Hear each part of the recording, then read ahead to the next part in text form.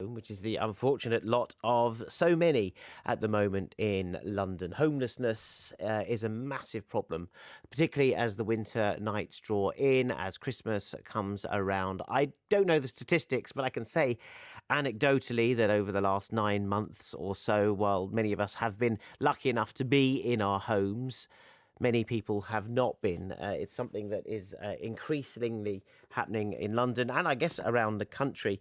But some good does come out of this problem. The Book of Homelessness is on my desk, and it's a really fascinating read. It's partly illustration, beautifully done by Henny Bowman, some beautiful writing in there from the names of people who have been working with the charity Accumulate. There's an introduction by the actress Samantha Morton, who's a good friend of mine and who has battled with homelessness and many times and brought it to the screen. So it's a really moving and powerful essay from her in there.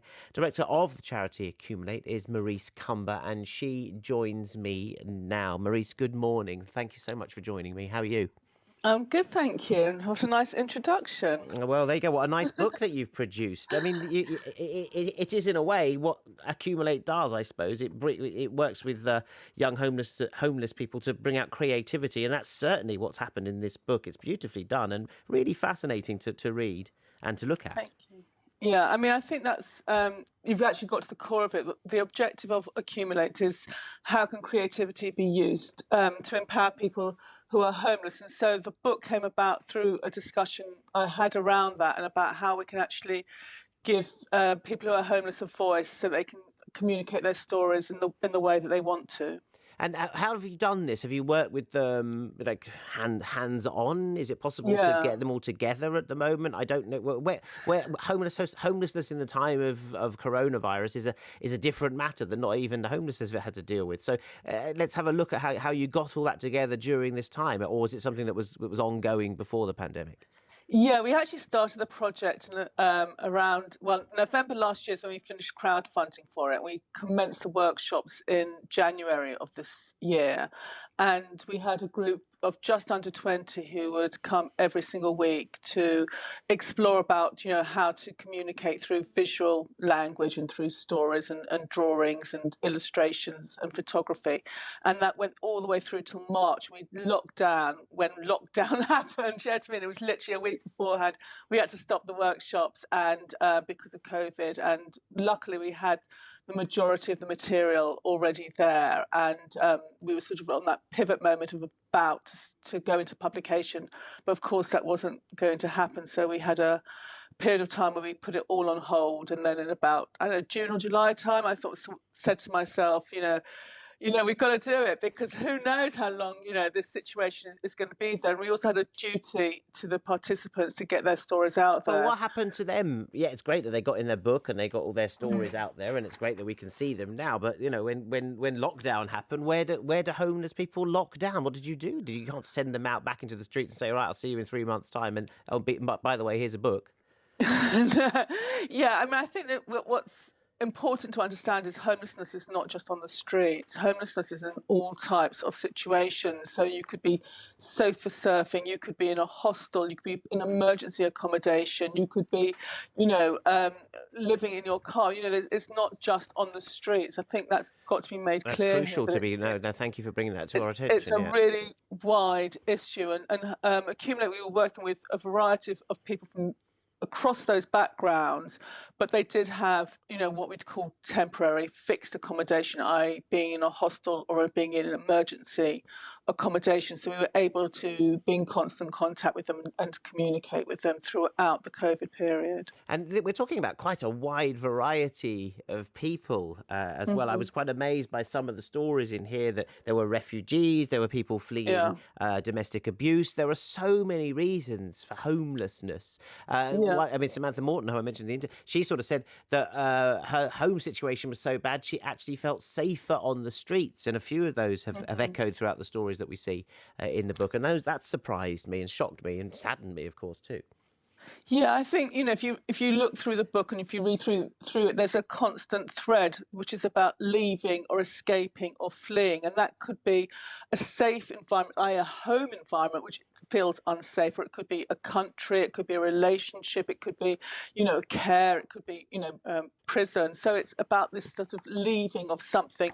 And yes, you're absolutely right. The streets can often appear to be safer because you're more in control of your own sort of circumstance. And if you'd be in an environment which is unsafe, and which you feel more concerned about your well-being and your health, and you feel in danger. So yes, it's ironic that the streets can actually be safer I than mean, is it four true, or is walls. that a false dream in a way? What would you say to people who felt like that? Well, I had to flee because the streets were my only option. But would you say to them, look, they're not. There are better alternatives than that, or do you agree with them? You sort of say yes, like you just said there. They can seem safer. It doesn't look particularly safe whenever I see homeless people No, out there. no, I mean, it's not sort of a desirable location, is it? Like No. in a shop front or anything like that. But I think, when you are so desperate, and if you are in an abusive relationship, for example, and you fear for your own health and your own safety, and it could be for those around you, sometimes the streets look a better option because you are away from those terrors, that are impacting on you so negatively. So that could be seen as such. And I think, if you think about people who are leaving, as refugees or etc., it would be a better option to be in the streets of another country than under risk of your own physical health and torture possibly in your own. So, there's different ways of looking at this situation. And they do. They look at it with some humour. They look at it with obviously Hmm. with some fear. So there's some great drawings in there. There's obviously a Yeah, lot of talent out there on the streets. Do you know what I mean? There's some of yeah, these stories are yeah. amazing. How did you have to draw it out of them? Were they willing to share? What was the reaction when or did you really have to sort of almost nurse these kind of wounded birds back so they could fly Yeah. again? Well, that's a really good question because, Henny Beaumont, who was one of the lead tutors in the project, when she and I first met, and it was the first ever meeting we had, we sort of like thought about what do we want to achieve through a graphic novel, and the main incentive was about people telling their own stories, and the hierarchy of the non-homeless and the homeless being dismissed through a book like this. It was a long process. You're absolutely right. We didn't start off day one and say, right, you're going to start to draw your stories. We had to build trust, and we had to build relationships there. We had to build a community amongst the participants that they wanted to be involved in something like this. And straight off, I said, this, you do not have to feel that you are obliged to talk about what made you homeless, because I think that's very intrusive. But actually, when we got towards the end, everybody wanted to tell their story because everybody was committed to this project. We had to, teach about drawing skills. We had to teach about cartooning. We had to teach about literature. We had to teach about, how do you make a story compelling, sequencing of a story. It was a really intense period of study for this group Where of did you people do it who all? maybe have been denied that in the Yes, of past. course. But where did you have a centre? Was there a physical Yeah, space? yeah. We were very privileged. We were able to use the Autograph Gallery, which is in Shoreditch, and so we had our workshops every week. And I think it was over 1 week. They came every single day, so it was like an intense workshop, and that was really critical because it created this sort of sense of home, this safe space. A bit like, I don't know if you went to youth clubs when you were younger, but it wasn't school, it wasn't home. It was somewhere like, where people like you could hang out together, I and bet you you didn't just have felt. table tennis. All youth clubs had We didn't table have, tennis. sorry, no table tennis and no orange squash, but we did have, lunches every day donated by Pret, which was like, Oh, a amazing. great incentive. So thank you to Pret for that. But yeah, there was lunch, there was like a really great atmosphere. People went to their own table, they sort of, with their own mates, they really sort of supported each other and really, wanted each other to do well. And that was a great atmosphere. So it was a real sense of belonging, and that's why when we had to suddenly, stop because of COVID, I realised that we weren't just stopping the workshops; we were stopping a community, and that was really very critical in the way we. What are your hopes for the book, Maurice Cumber, director of Accumulate, the Book of Homelessness? What it's it's Christmas. You know what I mean? Give a gift. Yeah, It's a yeah. beautiful book. That's the thing. Thank you. Yeah, Um, Patrick Fry, who's the book designer, did an amazing job on it.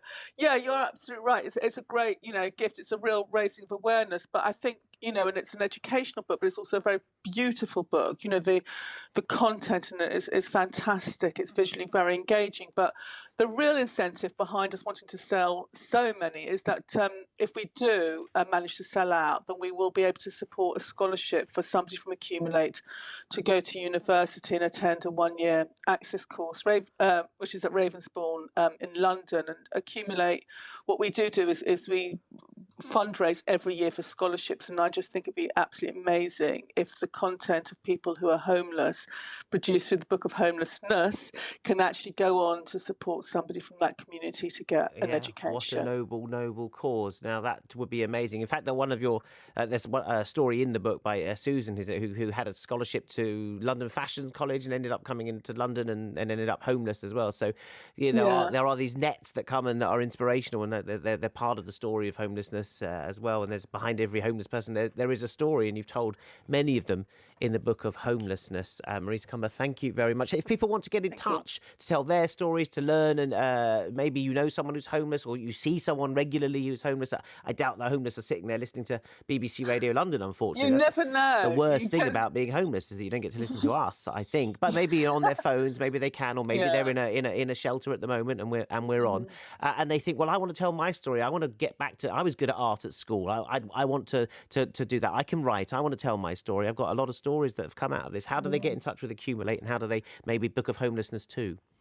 Yeah, so they can just literally go onto our website, which is accumulate, just how you spell it, accumulate.org.uk. They can get in contact with one of us from the team, and we'll definitely get back. You can purchase the book through the website as well, and you can also sort of find out more about what we do and all the different courses that we provide for people who are homeless who want to explore their creativity further.